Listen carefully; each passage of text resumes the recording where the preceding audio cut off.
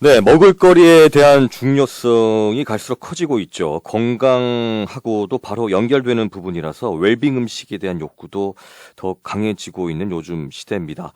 이런 분위기에 가족과 함께 식사하자는 캠페인이 전개돼서 눈길을 끌고 있는데요. 오늘은 이와 관련해서 이야기 나눠보도록 하겠습니다. 이경의 식생활 교육 부산 네트워크 상임대표 지금 전화 연결돼 있습니다. 이경희 대표님 안녕하십니까? 안녕하십니까. 네. 식생활교육 부산 네트워크 상임 대표를 맡고 있는 이경희입니다. 네, 아주 또박또박 소개를 잘 해주셨는데요. 우선 식생활 교육 국민 네트워크 어떤 단체인지 간략하게 좀 소개를 해주시겠습니까? 예, 우리나라가 2009년 5월에 식생활교육 지원법이 제정되면서 민간 주도의 바른 식생활을 범국민적으로 전개하기 위해서 민간 연합단체인 식생활교육 국민 네트워크가 발족되었습니다. 네. 식생활교육 국민 네트워크는 식생활 전반에 대한 국민의 이해와 인식을 높여서 국민의 건강을 증진시키고 또 환경 생태계를 보존하고 농업 및 농어촌 활성화에 기여하고자 설립된 단체입니다. 네. 이게 전국적으로 그 지역 단체들이 활동을 다 하고 있는 그런 상황이네요. 예, 이 식생활교육 국민 네트워크를 비롯해서 네. 각 지역이 2011년 이후로 16개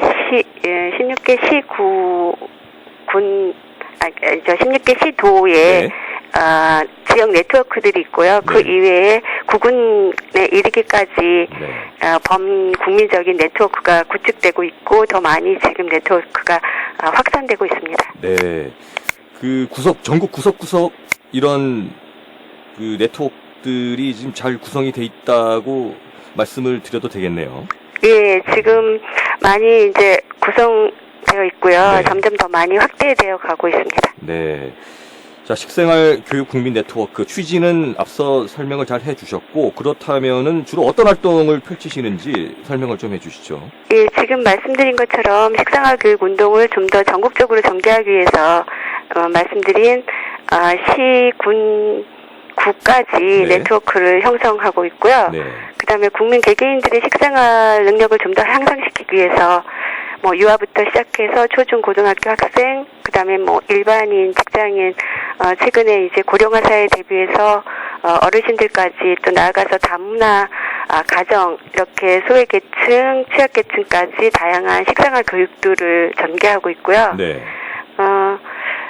우리 밥 중심의 식생활을 강조하기 위해서 네. 우리 전통 식문화 계승 발전을 위한 다양한 사업들도 하고 있고 네. 농어촌 체험들을 통해서 농업과 농어촌의 활성화 또한 식량 자급률을 높이기 위한 여러 가지 사업들을 하고 있고요. 네, 그렇군요. 예. 네.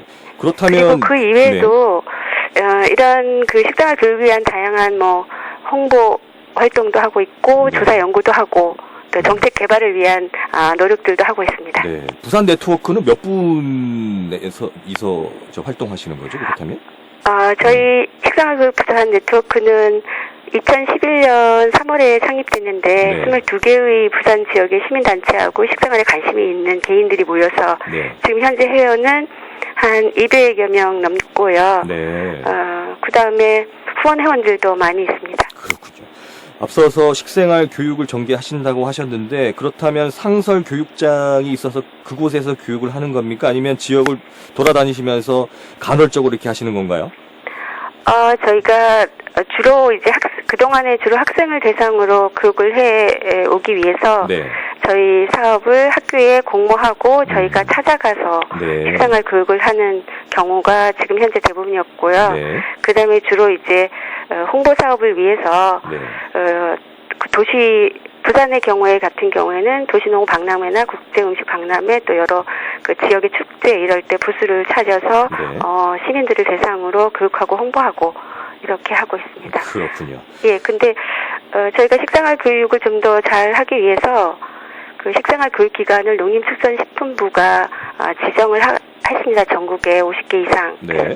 그곳에서 실제로 이런 식생활 교육을 할 수 있는 교사나 영양교사, 조리사 이런 분들을 연수를 또 하고 있습니다. 네. 그러니까 상설적으로 교육을 할 수 있는 공간을 그 정부에서 마련을 했다 그런 말씀인 거죠? 상설적인 교육 기관이 일반 시민을 대상으로 한 교육은 아직 그런 장소를 마련하지 못했고요. 네. 교사, 그러니까 그런 교육을 할 수 있는 사람들을 교육하는 네. 기관으로 지금 현재 식생활 교육을 할 수 있는 네. 교육기관, 예를 들어서 전국의 그 교육대학이나 또 일부 사범대학, 네. 또 식품영양학과를 가지고 있는 대학들, 이런 데를 식생활 교육기관으로 지정을 하고 있고 더 많이 확대하고 있습니다. 그렇군요. 예. 자, 대표님께서 보시기에 우리 국민들 식생활 습관의 문제점들이 좀 많다고 보십니까? 어떻게 좀 보세요?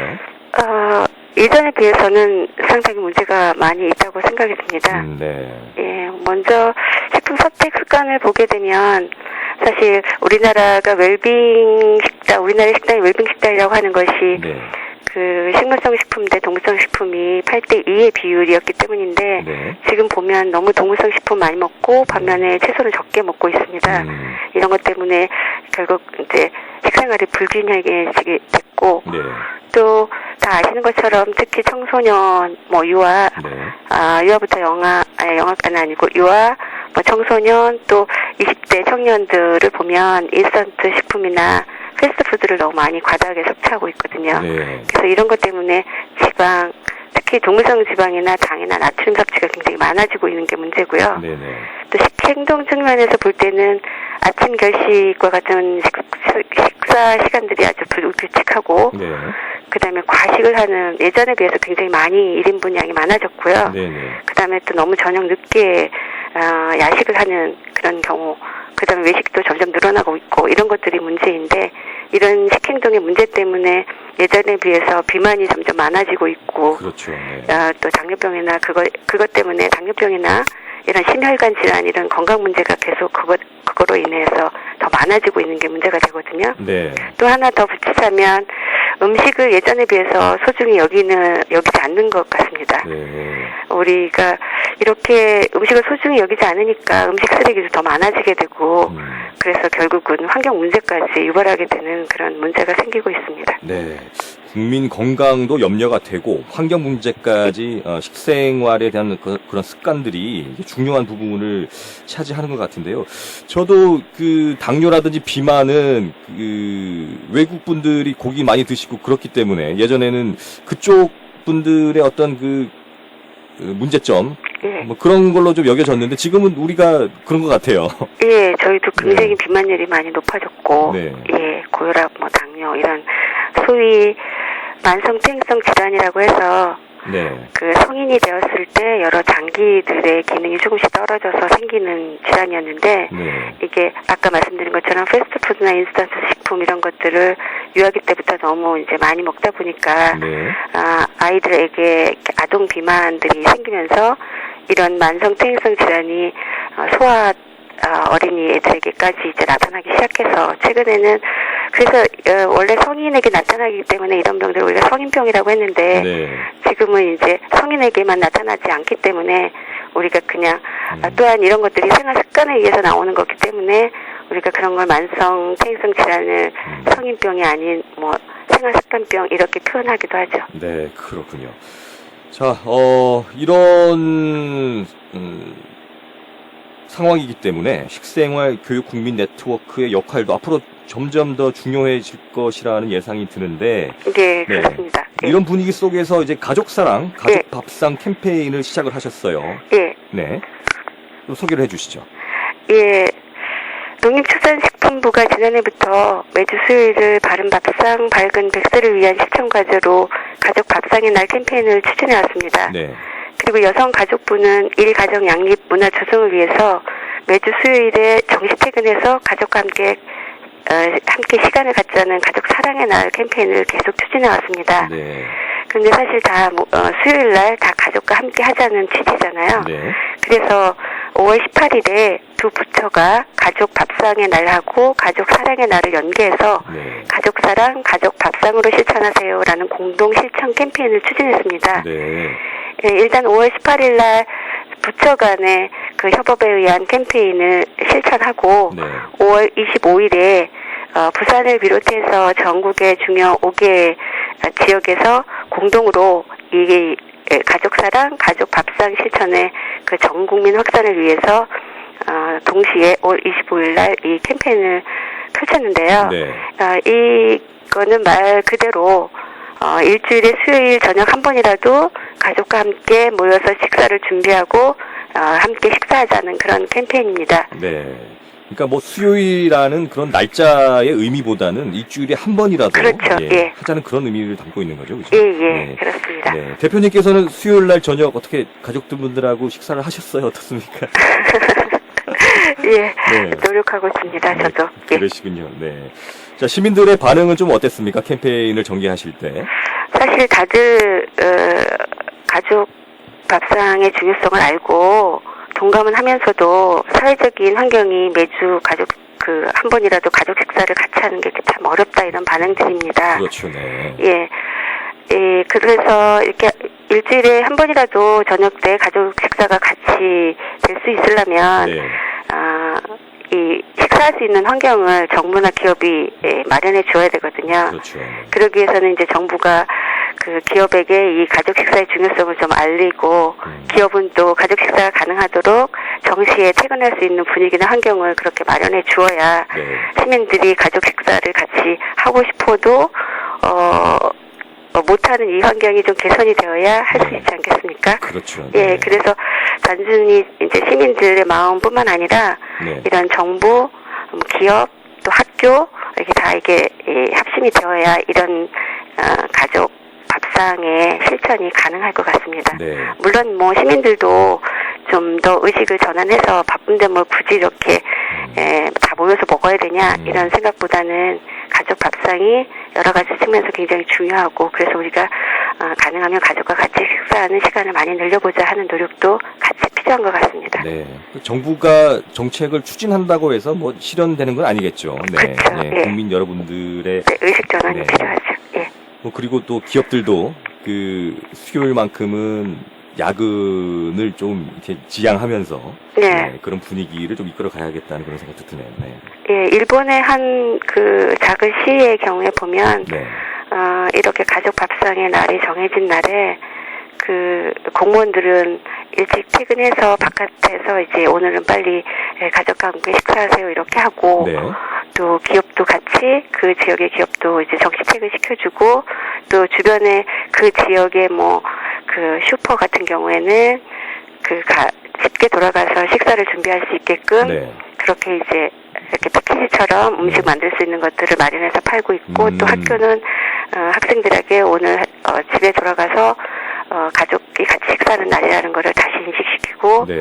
같이 식사를 부모들과 이렇게 준비해야 된다 이런 것들을 교육해서 집에 돌려보내는 네. 이런 학교나 뭐 관이나 또는 뭐 지역 사회나 그다음에 기업까지 이렇게 합심하는 그런 예가 있습니다. 저희도 그렇게 되면 좀 더 수월하게 이 가족 밥상의 날이 실천되지 않을까 생각합니다. 네. 부산시 전체적으로는 그렇게 하기 힘들더라도 그렇죠. 예, 마을 동 하나만이라도 우선 네. 그렇게 시범적으로 운영해보는 것도 나쁘지 않을 것 그랬으면 같아요. 좋겠습니다. 예. 네. 자, 저도 일본에 가서 그런 분위기를 한번 느껴보고 싶긴 한데, 자, 바른 식생활이 중요한 이유는 앞서서도 계속 언급을 해주셨고, 예. 저희 건강을 위해서도 그렇고, 환경적으로도 그렇고요. 예. 이게 실천하기가 쉽지 않지 않습니까? 그렇죠. 네. 예. 어떻게 좀 해야 될까요? 근데 생각해보면 그렇게 어렵지는 않다고 생각합니다. 네. 왜냐하면 이제 우리가 바른 식생활이라고 하는 게 환경 건강 배려를 실천하는 식생활이거든요. 네. 그래서 이 환경 건강 배려를 실천하려면 우선 환경적으로 볼 때 가능하면 환경 친화적인 식품을 소비하는 거죠. 네. 물론 환경 친화적인 식품을 소비하는 방법 중에 친환경 식품을 구매해서 사용하는 것도 있지만 네. 그게 다 어려울 수도 있다면 그 지역 농산물 수입 식품보다는 네. 우리나라 농산물이라든지 그다음에 뭐 제철 식품을 이용한다거나 네. 또 우리가 환경 측면에서 식생활에 부담을 주는 것 중에 하나가 음식 쓰레기가 많아지는 것이거든요. 네네. 그래서 음식을 만들 때도 필요한 양만큼만 조리하고 네.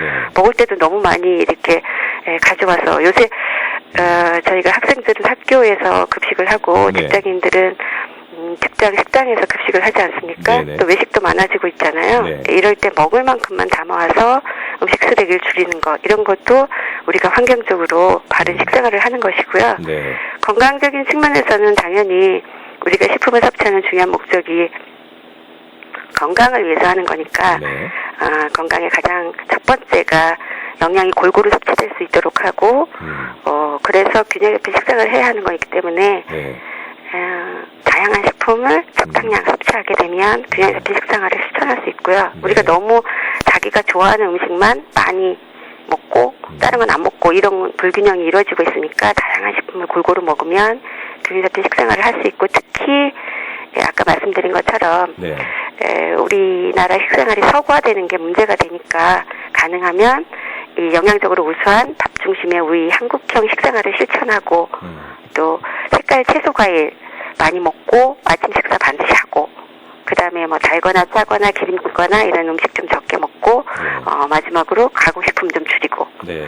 또 우리가 바른 식생활에서 하나 더 추가하는 것이 네. 배려를 실천하는 식생활이거든요. 네. 그러니까 예전에 비하면 사람들이 음식에 대한 소중함이 많이 줄어들었다라고 말씀드렸잖아요. 네. 예, 그래서 그렇게 된 큰 이유 중에 하나가 우리가 음식을 너무 쉽게 대하고 또 외식이 많아지면서 직접 조리할 기회가 적어져서 음식이 얼마나 생산하고 만드는데 굉장히 어려웠나 이런 걸 잘 못 느끼고 있거든요. 네. 그래서 그런 것들을 좀 느끼게 하기 위해서 가족과 함께 식사를 준비하고 함께 먹고 또 한번 농촌 체험이나 텃밭 가꾸기 이런 걸 통해서 식품의 생산의 어떤 소중함 이런 것들을 알고 또 그런 것들을 식품을 생산하고 만드는 사람에 대해서 감사한 마음을 가지면 이게 바로 바른 식생활을 실천하는 길이라고 봅니다. 네. 예. 자, 여러 가지를 대표님께서 말씀을 해 주셨는데, 그렇게 실천하기 어려운 부분은 아닌 것 같아요. 예, 바른 식생활. 그렇습니다. 네. 예. 네. 자, 조그만 거부터 하나씩 실천하시는 그런, 일을 해보시기 청취자분들에게 조금 권해드리고 싶네요. 자, 오늘 말씀은 여기까지 듣겠습니다. 감사합니다. 예, 감사합니다. 네, 지금까지 이경의 식생활 교육 부산 네트워크 상임 대표였습니다.